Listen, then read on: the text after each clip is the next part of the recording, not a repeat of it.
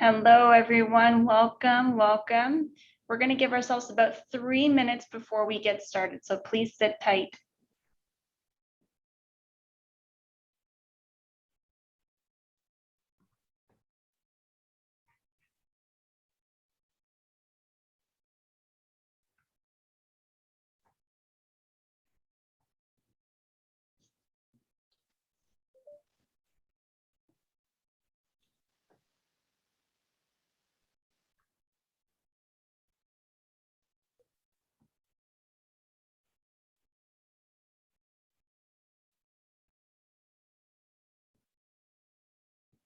Okay, we got 2 more minutes and we'll get started. Just going to let the latecomers get have the ability to come in.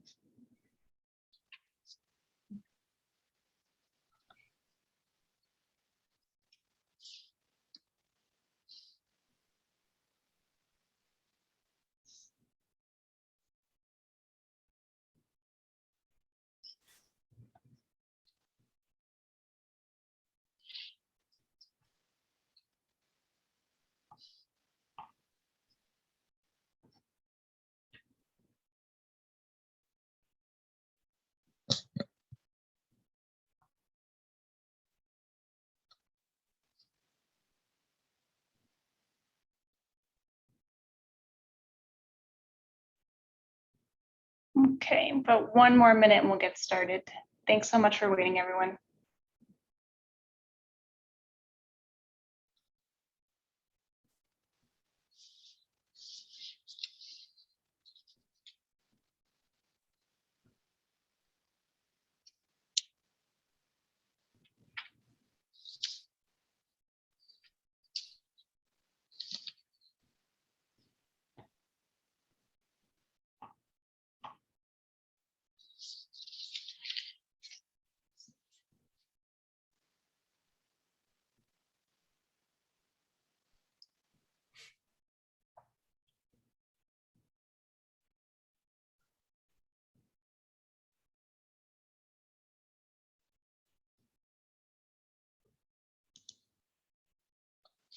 All righty, let's get started. Hello, everyone. Thank you for joining us today for our joint webinar with Gaia Digits and Retail Next. We are pleased to have you here to learn about the evolution in consumer behaviors and operations within the retail industry.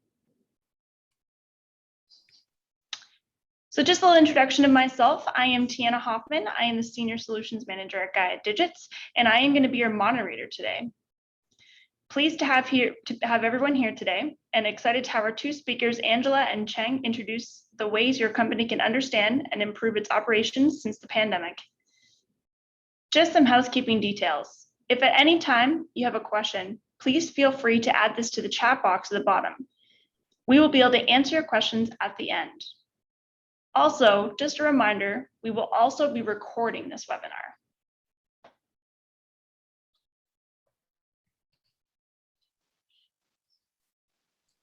Hi, my name is Angela Larch. I'm a retail engagement manager with Retail Next.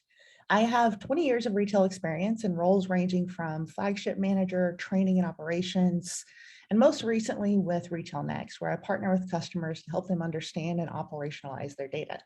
And I look forward to our session with you today. Hi, this is Cheng speaking from Gaia Digits.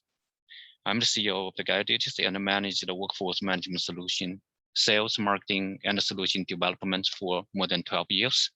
Today, I just want to share my insights on how to schedule your people and link towards their data, traffic data, transaction data, to make it data-driven. And this joint webinar is hosted by Gaia Digits and Retail Next. If you look at the left side, is Gaia Digits. We focus on workforce management solution development. It means employee schedule, time attendance, core HR, workforce analytics, and workforce mobile. It's our application suite. And at Retail Next, we use in-store analytics. We are the first technology platform to bring e-commerce style shopper analytics to brick and mortar stores, brands, and malls. We do that using the Aurora, primarily the Aurora V2, pardon me. And this is our all-in-one sensor that simplifies shopper behavior and takes your retail business to the next level. From understanding shoppers' paths to their individual actions and behaviors, the Aurora goes beyond traditional traffic counting and conversion and allows you to better optimize your shopping experience. It's built for retail's evolution and with an industry-leading field of view, which reduces your in-store hardware footprint as well as the associated costs. The Aurora delivers stereo traffic counting with up to 30 days of recording, BLE, Wi-Fi, a beacon, and now with onboard deep learning for unparalleled shopper insights.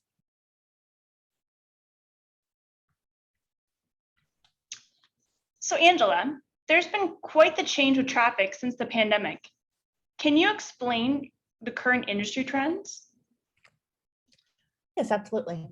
So if we look in the first graph here, what we'll notice is these are monthly traffic trends. And this is across the continental US. And these are being compared to the respective months of 2019. We did that because 2020 just wasn't a very comparable year. It didn't give you the opportunity to compare kind of apples to apples, if you will. So what you'll notice is in August of 2020, we were hovering around 41% below our traffic trends for August of 2019. And that same trend stayed pretty steady until February of this year. Around March, we started to notice a slight uptick, still down compared to 2019, but it is trending better. We finished July at negative 24%. And again, that's compared to 2019. And then in the graph below that, you see a little bit more granular view from May to July. And you'll notice just overall trending between 24 and 25% down compared to 2019, with some fluctuations due to changes in the marketing calendar and the retail calendar as well.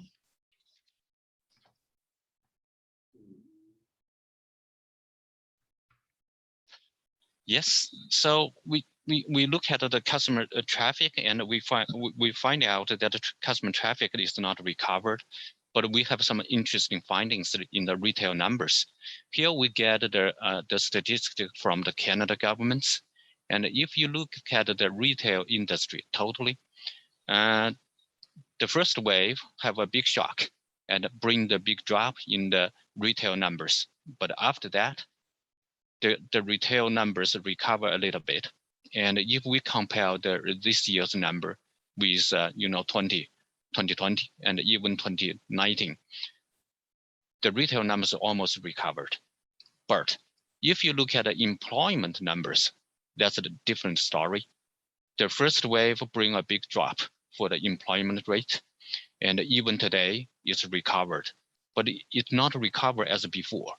So that brings some interesting assumptions. For example, can we assume conversion rates from the customer side is higher than before? Can we assume that the customer shops less frequently but buy more every time? Can we just make another assumption that customer traffic is more centralized? That means they can generate more sales in their certain times. And that same trend that you mentioned with the increase in conversion was something we've seen across the continental US as well. In fact, even though traffic was down in July of 2019, sales were flat compared to 2019. And again, that is impacted similar to what you pointed out with the Canada numbers. It's impacted by an increase in conversion, transaction value, and shopper yield as well. So it's pretty similar trends across North America.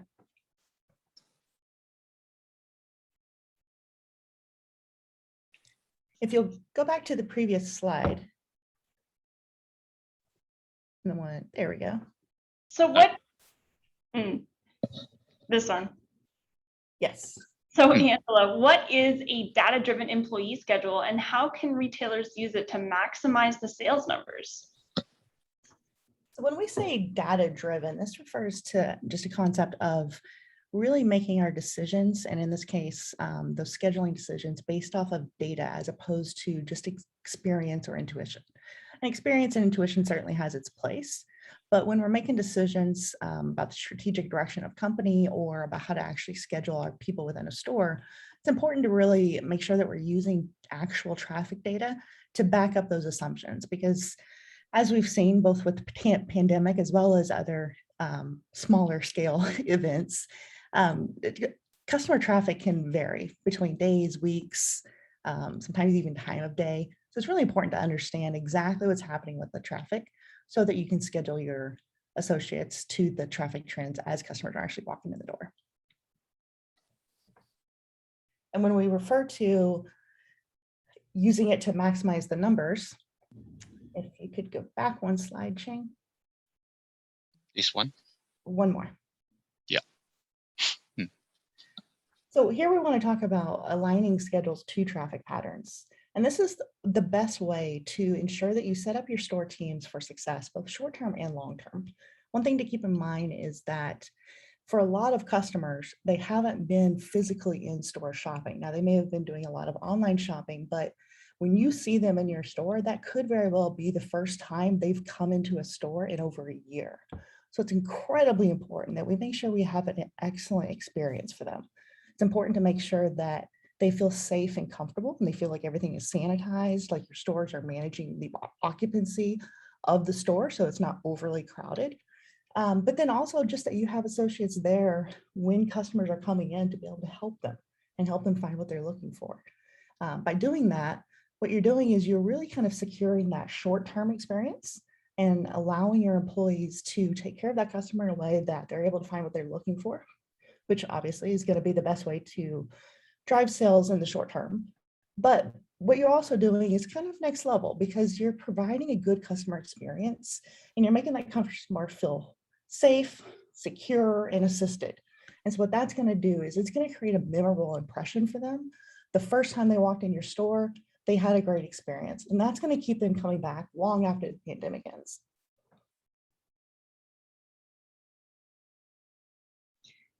So do shopping patterns really change over time? And if so, how can we help our teams adapt to that? They absolutely do change. One thing we've seen with the pandemic is a lot of people working from home. So instead of having a lot of traffic in the evenings, you might have traffic earlier in the day. Sometimes they're trying to work their personal schedule around children who are learning from home as well. So that all of these different factors affect when your customers are coming in, and that could very well be different from what they would have traditionally shopped. Aside from that, it's not always something as major as a global pandemic that affects traffic. I mean, it could be something as simple as road construction a mile down the road that your store employees may or may not even be aware of, but something as simple as construction can affect when customers come into your store. So that's why it's important to always make sure that we're actually using data and looking at those current trends to write the schedule and to make sure that we're not just going off of assumptions or historical experience, but actually using data. And Yes. I love that you point out how we can help our associates adapt to these changing circumstances. One thing to keep in mind is all of our teams are dealing with the same pandemic we are, right? So when they come into work, you have no idea what's going on in their personal life. You don't know if somebody's in a quarantine and their family or friends. You don't know if their kids are learning from home. They're dealing with more pressure than they've ever had to deal with before. And so as leaders in the industry, one of the things we can do to help support our teams is just simply give them the tools to be successful. Give them the system and real-time traffic so that they can do their jobs and feel confident that they're doing a good job, and just empower them to be successful by providing the tools and the resources they need. Yes, that's something we talk about, the data-driven tools, because we want the tool can streamline the process from the, break working load to the payroll reports, to driving the sales, to schedule your people to deliver the right services.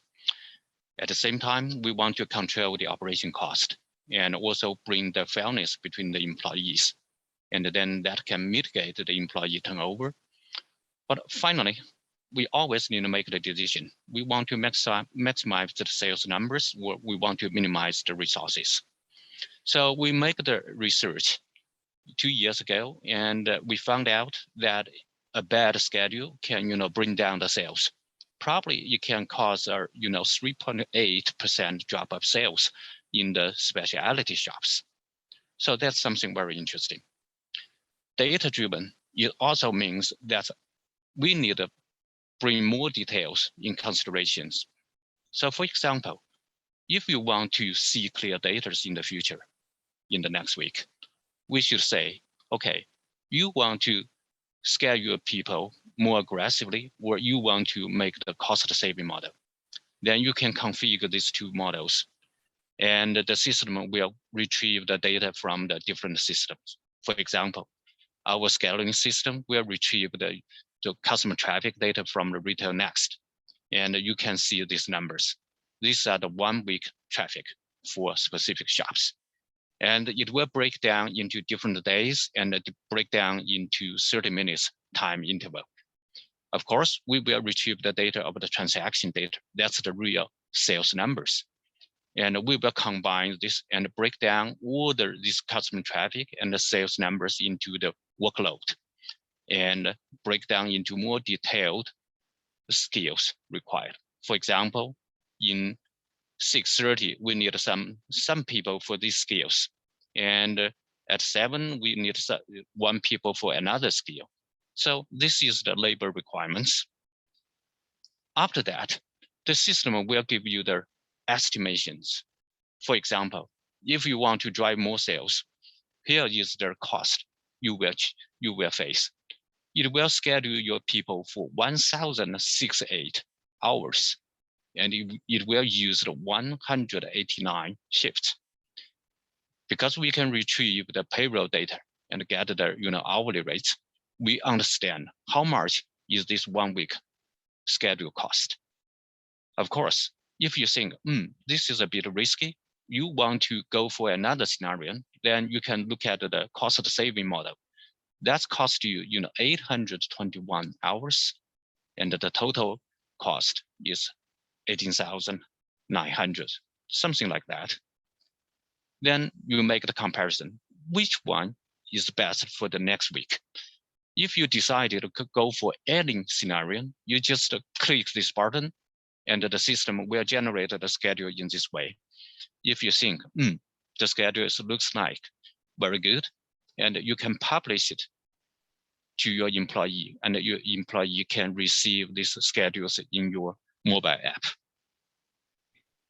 So when it comes to other activities, such as handling stock and store setup, how can we factor this into the scheduling? That's a good question. That's related to the non-sale activities scheduling. So sometimes we try to maximize the productivity, but in reality, we need to consider non-selling activities, because non-selling activities help you to make the shops tidy and help you place the right products at the right place. That can also generate more customer traffic. So we can do in this way. If we have we know how many hours we should spend on non-selling activities, we can put that activities in this schedule, and then mark the non-selling activities specifically. The system can help us to consider this scheduling. There are a couple things that I really like about both of these features. One is within any retail company, you might have some stores that are exceeding plan, and then you might have others that are kind of in that cost savings mode. So to have, as a retailer, to have the ability to flex back and forth, depending on the unique situation of the store, is a really valuable feature.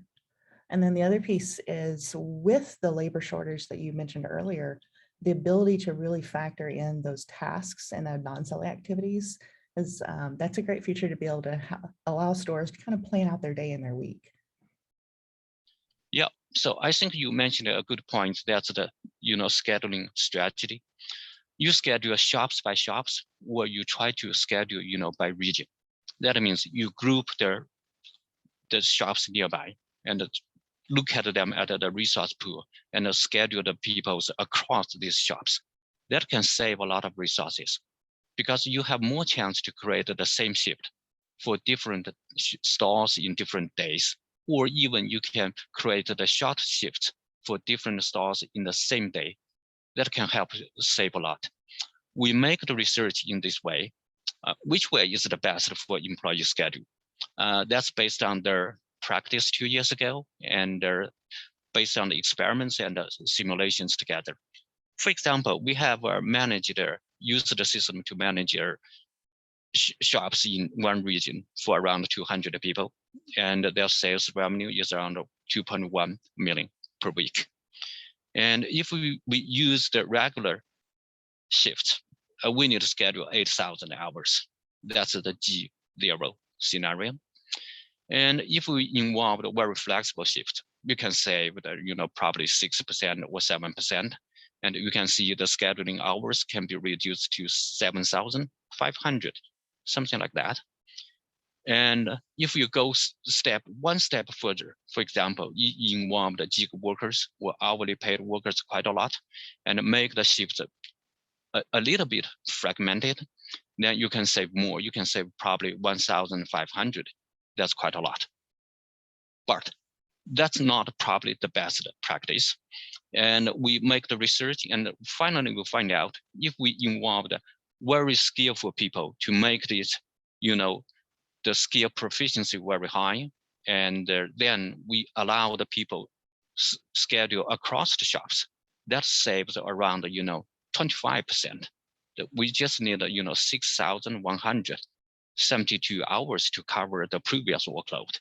That's our findings, and we used that practice to work with some these brands to make the experiments in Asia is quite successful.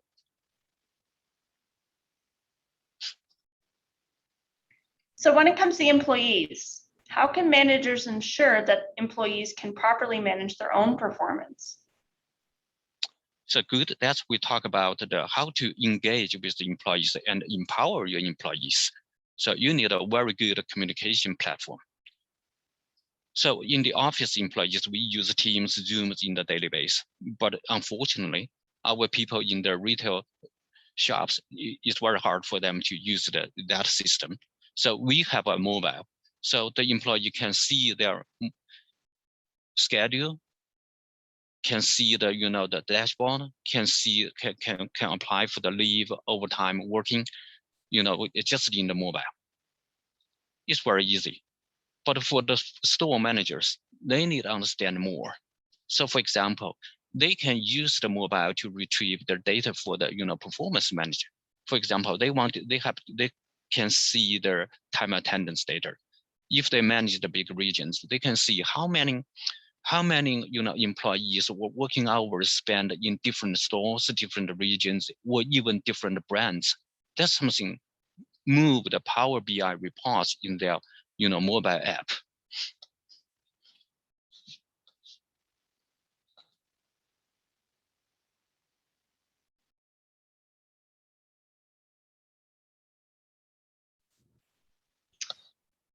Great. Thank you, Cheng and Angela, for that insightful look into customer behavior. We're just going to start taking some questions. I didn't see anything come into the chat box, so we're just going to go ahead and do the raise your hand method. If anyone has a question, you can just press the raise your hand, and we'll be able to take that question for you. Or you can unmute yourself.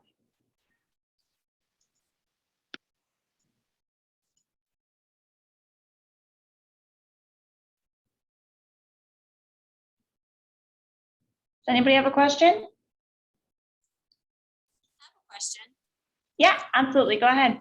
Hey, this is Debbie Wilson. So I'm the regional ostrich manager for Goodwill Industries of Middle Georgia and the CSRA. So as we see the COVID Delta variants is starting to rise again here in Georgia, the area that I cover, the CSRA, and my counterpart in Macon. What do you anticipate as the numbers are rising, but then retail is starting to gear up for fourth quarter when we, see our most shoppers coming in for the holiday season? How are you looking at tracking that data so that the stores, one, we have the coverage that we're going to need and anticipating the customers, but at the same time, we're all looking to see, are we going to go back on a possible business shutdown, lockdown, different mandates that may be coming as we track, the data each day. So what would be advisable for managers, say their hours as we're getting ready for mainly November and December? Would you suggest holding each week, they should hold extra hours without spreading them on their payroll, so that if they do see their customer base starting to increase on Monday and Tuesday, that Friday and Saturday and Sunday, you're obviously going to probably double that amount, because that's when the most shoppers are going to come in. So would that be a good idea, that they're holding a few hours towards the middle of the week and then putting them on their payroll at the end? No, that's really a very personalized question. And a lot of it is going to come back to the different factors that your individual business is facing. What we would suggest is making sure that you're looking at the data and understanding the traffic flow. And you can always create kind of multiple scenario questions, but then I would strongly encourage partnering with your team leadership to kind of get the guidance, because sometimes there are other factors that they're taking into consideration when they're deciding those labor questions. Right, most definitely. Just based on the tracking of the data, because it was kind of hard to just anticipate this year's budget versus last year with, we had a majority of the businesses that were either shut down or we were open, but we were seeing a smaller traffic flow coming in just due to the pandemic, and those that were really not shopping in person, doing more online shopping. Yeah, and it's one of those things where it's really hard to kind of anticipate what's going to happen. I mean, even, oh boy, if I had a quarter for every time I tried to guess what was going to happen over the last 18 months.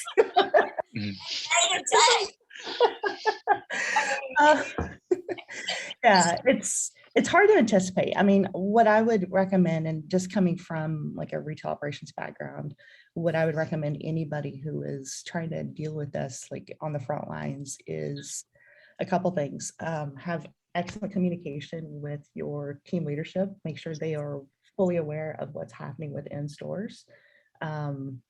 Do the best you can with what you have. I mean, there are a lot of things that we can't control. We can't control the pandemic, apparently. We can't control when customers come in, or sometimes we can't even control like within our own team. You can't control whether somebody has to quarantine and then you end up short-staffed.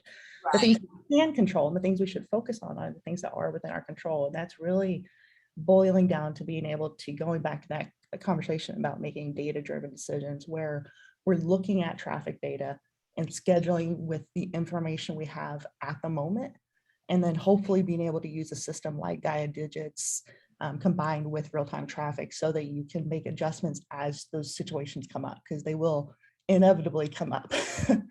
Right. So, I would just recommend working with what you have and do the best you can with what you have, and really focus with your team and try to help keep morale up. Like I mentioned, teams are dealing with a lot of different things they've never encountered before, and sometimes we aren't even privy to everything they're going through. So, just try to keep a good morale, use data to do the best you can with scheduling, and communicate upline. Right, that's great advice. And I'm glad this is being recorded, because my counterparts weren't able to get onto the webinar today. So I told them, it'll be there, that they can go back in and watch it. And we'll share it with our DMs and our VPs of the operations side as well. That's fantastic. And I know with, you said you're with Goodwill, right? Yes. Yeah, so I know some of the Goodwill stores are partnered with Retail Next for traffic data. Yes. So if you have any questions, feel free to reach out to us. I'd be happy to help connect you to the engagement manager for your area. Okay. And we can help work through on a more personalized basis, actually understanding what it is that you're dealing with your unique business. Okay, sounds great. Yes, I have some additional comments on this scenario, because as Angela mentioned, it's very hard to predict the future, and it's very hard to control so many incidents. But we probably can do in this way, that if we schedule the people, we don't know the future, then we use the very conservative way to make the schedule. for the next week or even next month. But if we foresee the customer traffic changed, then we will just change that 1 day or 2 days to change the schedule, to use an aggressive model to generate more sales. In that ways, you can, at most time, you can control the cost. Yeah. Okay, good advice. Appreciate it. Great, thank you so much. And do we have any other questions from anyone?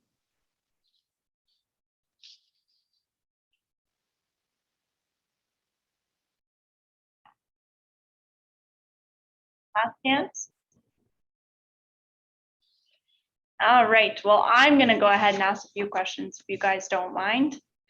So this one's more for Angela. So what kind of customer behaviors can Retail Next monitor, and what kind of KPIs can be generated?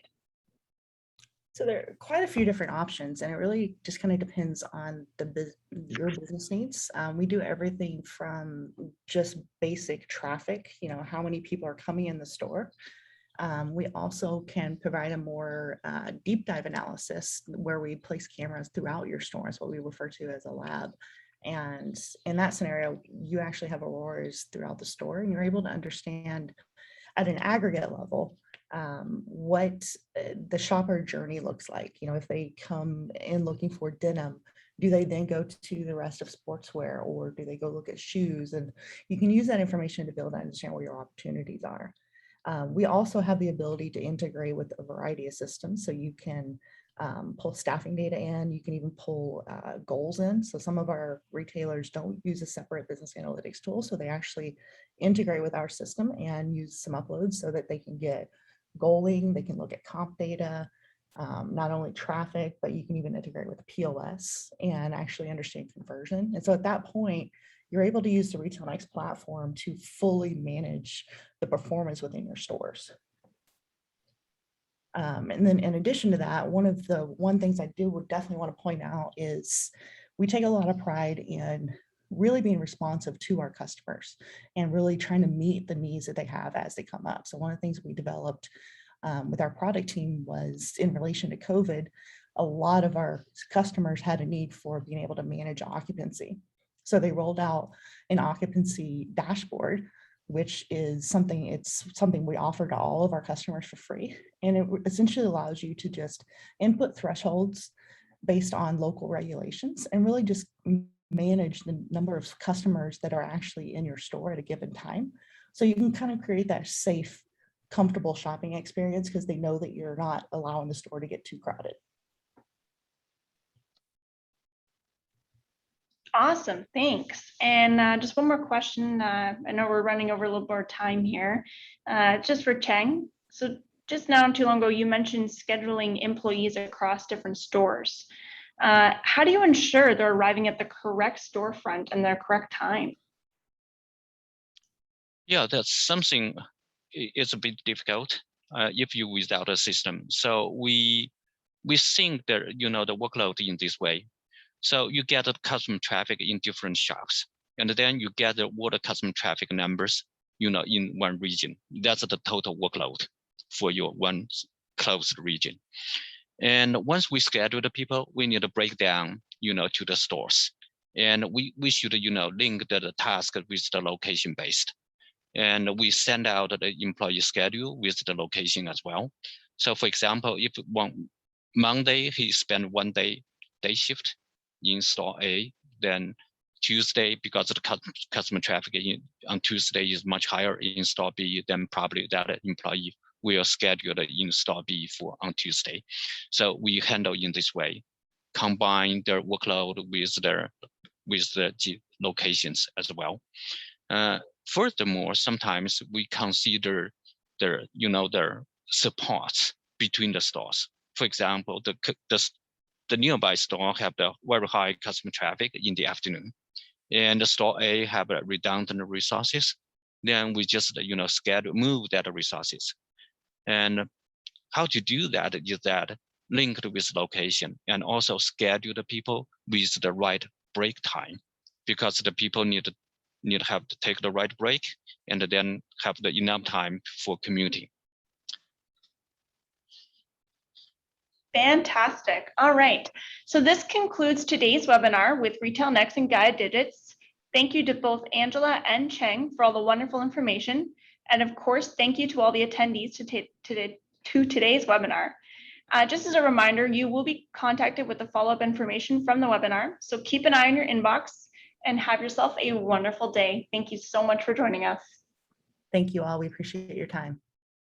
Thank you.